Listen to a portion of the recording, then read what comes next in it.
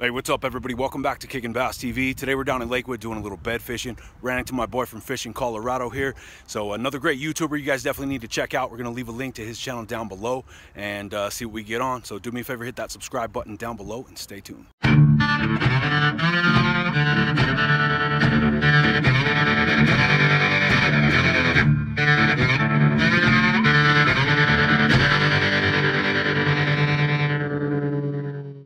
Alright guys, so last week we got together with my boy from Fishing Colorado, headed to one of our spots in the city, see if we could get in some bedding bass. Limited time because we had a storm front moving in, some big rain on the way.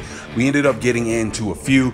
A lot of them ended up popping off because they just weren't quite committing to the bite yet, which tends to be the case this time of year with us just getting into the full swing of the spawn and the fact that their primary job is to basically just clear those beds. So a lot of time you get them just kind of hitting it, spitting it, lipping it, and moving it off the bed. So Mikey did end up catching a couple of decent ones here on that 10,000 fish headhunter bluegill pattern. Those bluegill baits this time of year, as you've seen in our previous couple of videos, have been lethal. We've been throwing that Mike Buka bluegill. Another great one is that Savage Gear pulse tail. So Mikey ended up catching a couple of decent ones on that 10,000 fish headhunter before we eventually got rained out. But a couple of days later, I was over at one of my local spots in Lakewood doing a little bed fishing before we flew out to Houston for UFC 262, which we are going to do a full video on coming up.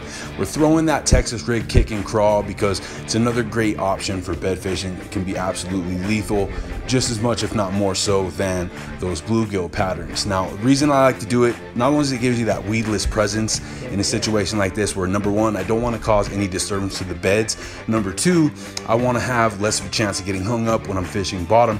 But also, anything in that creature crawl category is known to agitate the bass.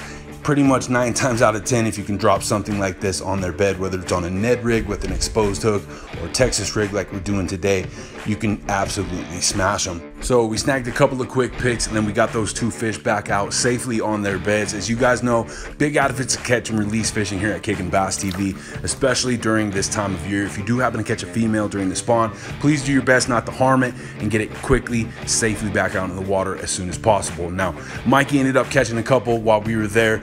We ended up catching one more on the opposite end of the lake before we had to pack it up and head out to Houston for UFC 262. But we had a great time. We got to collaborate with one of our fellow Colorado YouTube fishermen. We're going to be doing a lot more of that coming up this year. So make sure you check out Mikey's channel, Fishing Colorado. We're going to leave a link to that in the video description down below. And if you enjoyed the video, you guys know what to do. Hit that like button for me. Subscribe to the channel if you haven't already, because that's the best way to show your support.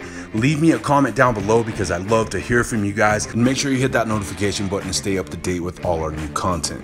Until next time, I'm D with Kickin Bass TV. Subscribe!